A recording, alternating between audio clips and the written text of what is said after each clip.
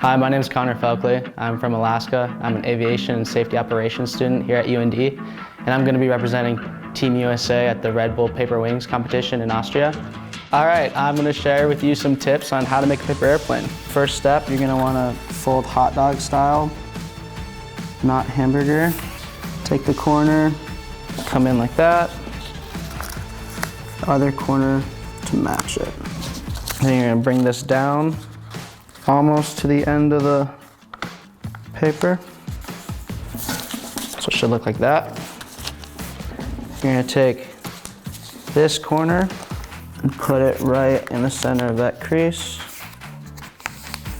Then do the same thing on the other side. So you should have this right now. You're going to take this part, you're going to flip it up to lock it. You're going to fold it up like so. Then you just bring the wings down and line it up so that it's flush. Then do the same thing on the other side. And there you go. That's how you make an airplane that will get you to Austria. So shout out to Garrett Peterson for helping me out.